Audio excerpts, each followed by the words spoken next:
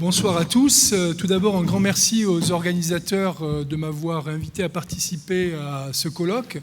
Et tout particulièrement, un grand merci à Arcades Colina qui s'occupe si bien de ces intervenants.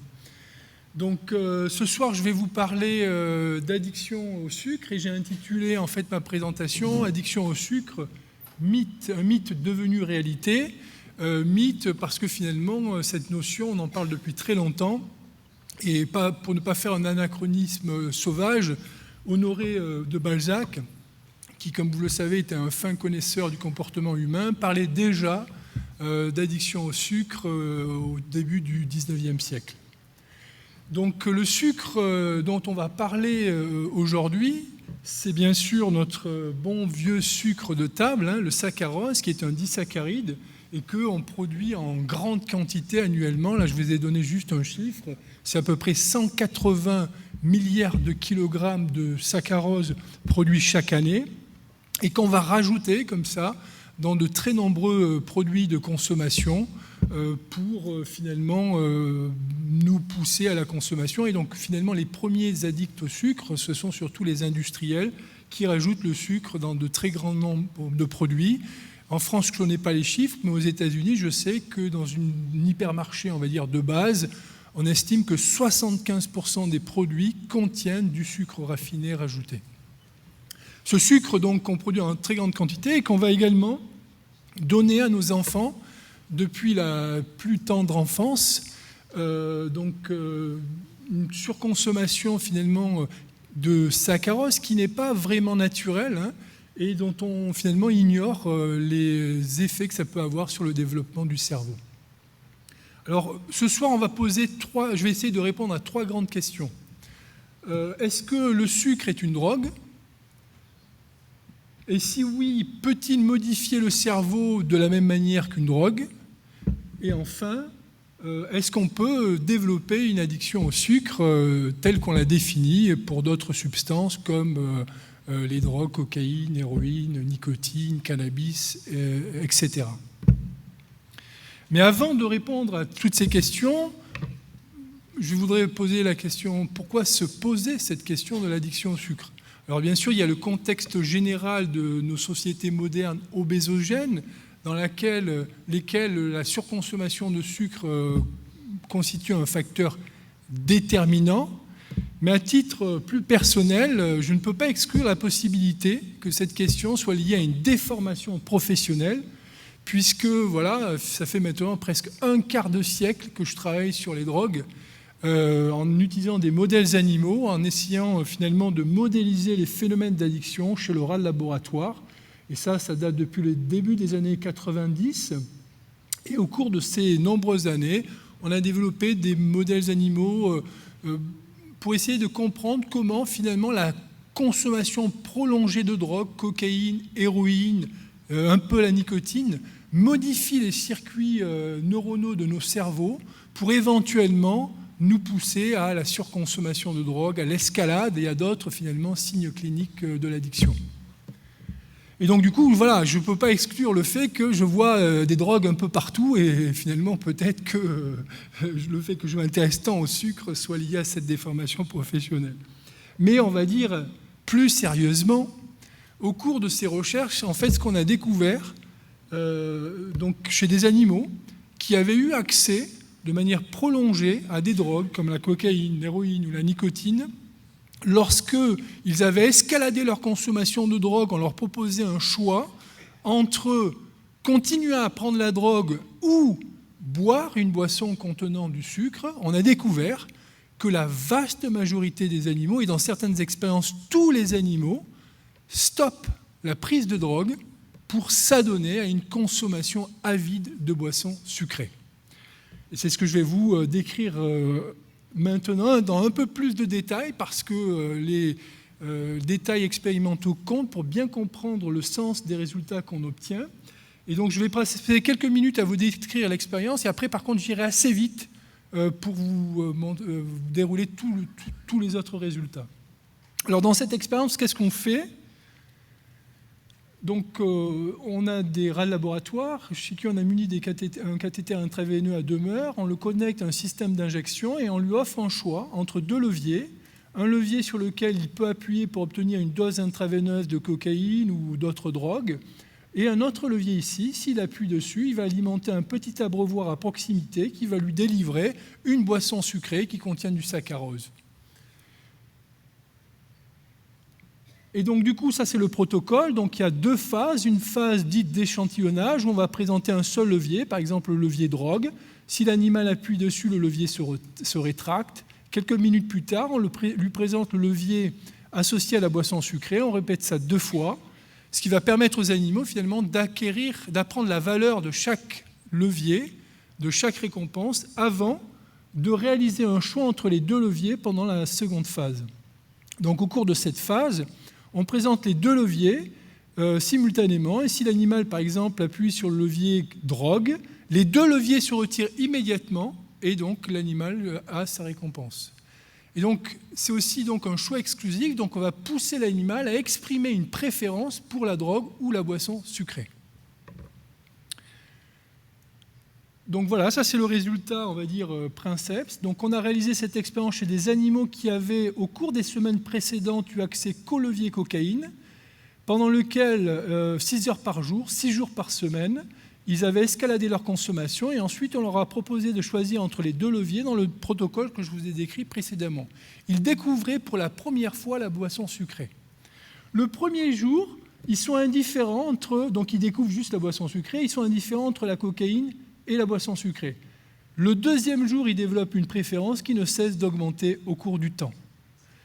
Et là, je vais vous présenter deux vidéos vous montrant en fait le comportement des animaux juste avant le choix. Donc l'animal se toilette un petit peu, les 2 leviers vont être présentés.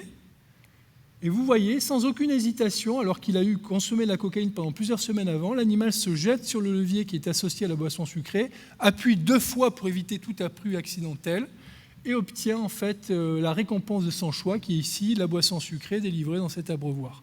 Deuxième vidéo, juste pour illustration, s'il vous plaît. Donc là, l'animal court, il était à côté du levier cocaïne. Dès qu'il entend les 2 leviers se présenter, il court vers le levier pour appuyer dessus pour boire la boisson sucrée. Donc on peut passer à la diapositive suivante. Alors, on a découvert ce phénomène au milieu des années 2000, donc on était un peu embarrassé puisqu'on avait passé toute notre vie professionnelle à étudier les drogues. Comment se fait-il qu'après simplement une journée d'exposition à une boisson sucrée, les animaux se détournent d'une drogue qu'ils avaient consommée plusieurs jours auparavant et pour laquelle ils avaient escaladé leur consommation. Et donc, du coup, on a été très contents quand récemment, donc au NIDA, à Baltimore, donc dans les laboratoires intramuros du NIDA, un groupe dirigé par Yavin Shaham a rapporté strictement la même chose, mais avec la méthamphétamine et des morceaux de sucre. Et dans cette expérience, donc les animaux, pareil, ils avaient eu accès à de la méthamphétamine pendant plusieurs semaines, 9 heures par jour. Ils avaient escaladé leur consommation. Mais là, ils avaient, juste avant le choix, été pré-entraînés à appuyer sur le levier pour obtenir la nourriture sucrée.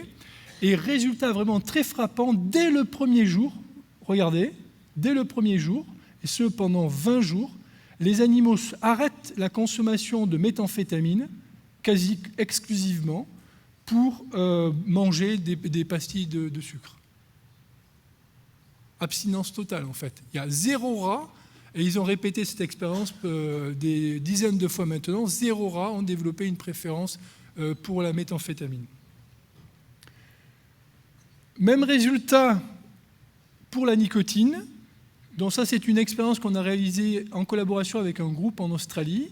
Donc là, je passe rapidement. Donc, les animaux préfèrent en fait la boisson sucrée, quel que soit le degré d'exposition antérieure à la nicotine et quelle que soit la dose de nicotine.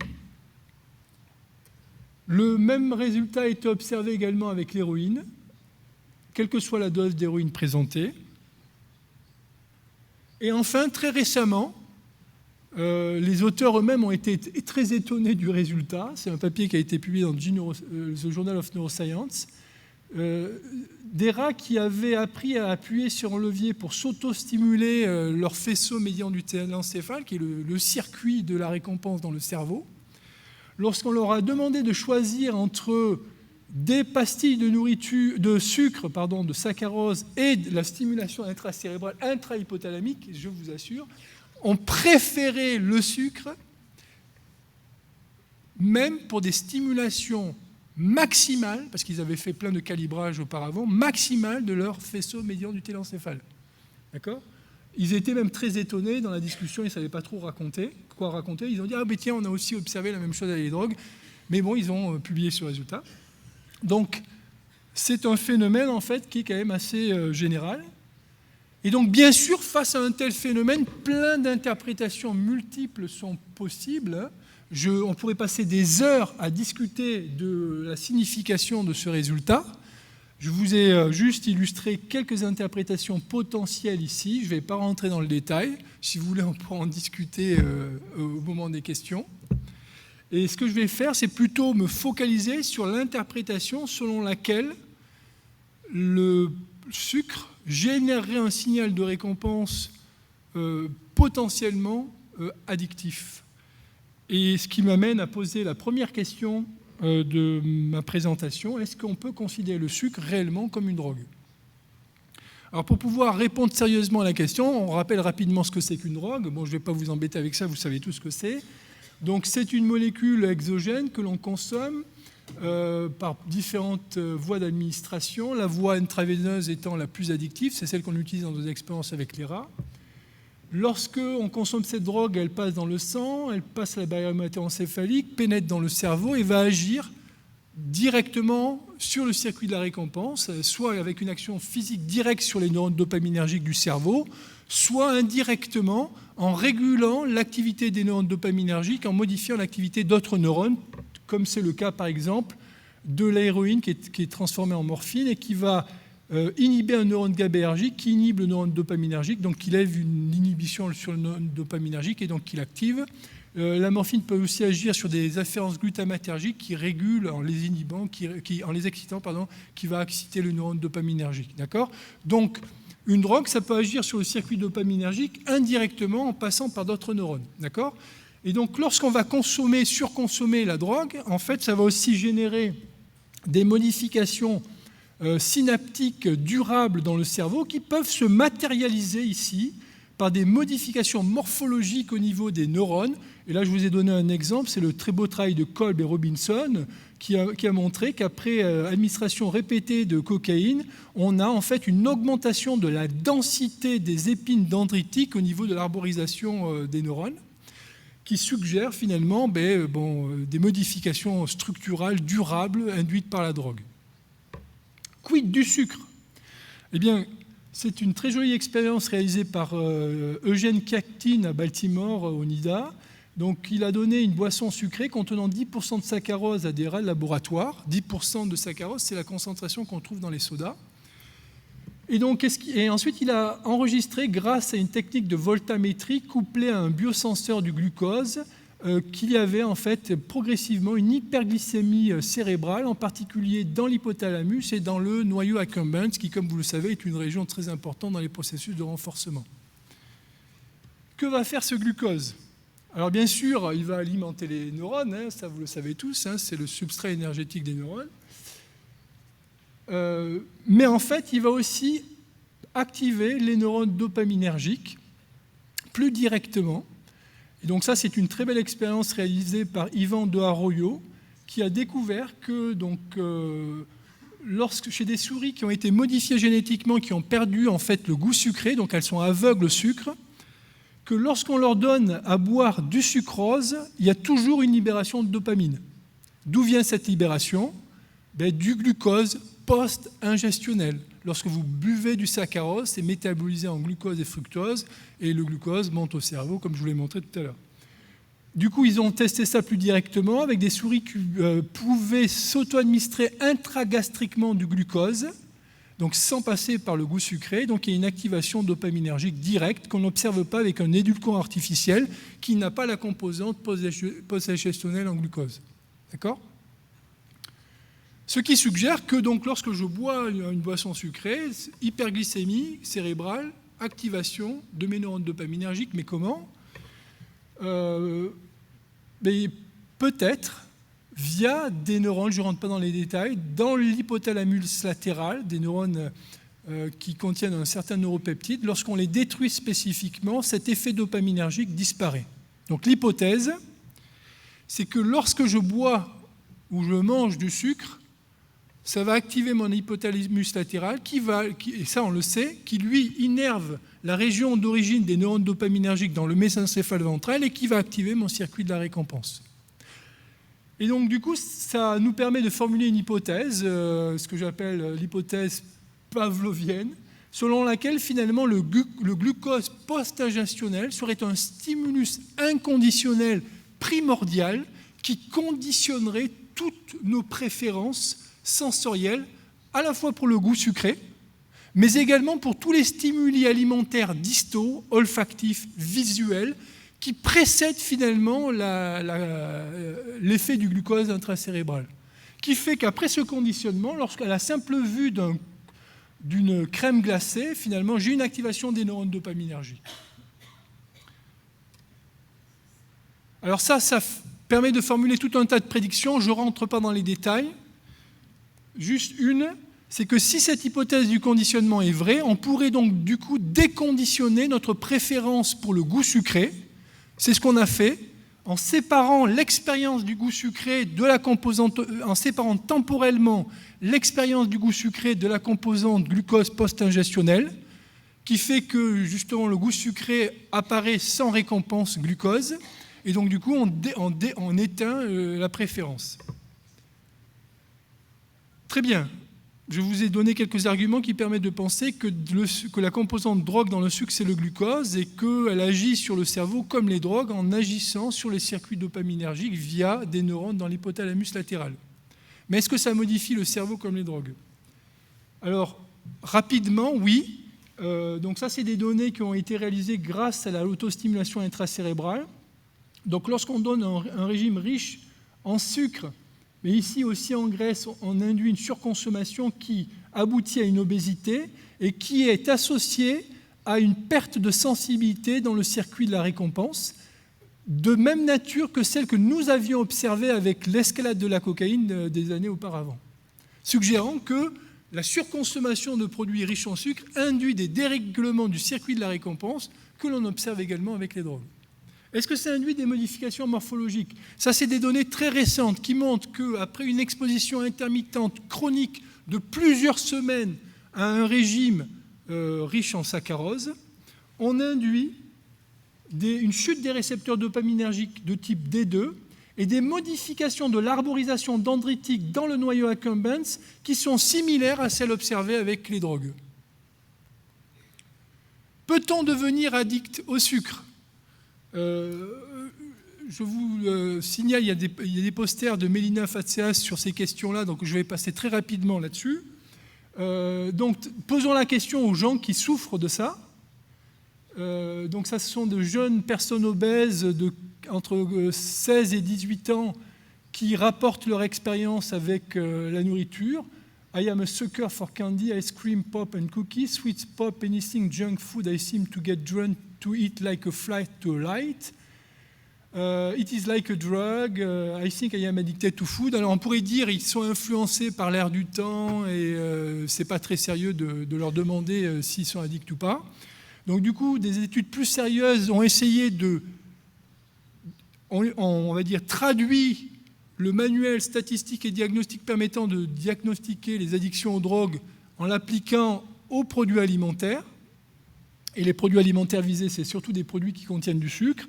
Et ça a été appliqué à plusieurs types de populations non cliniques.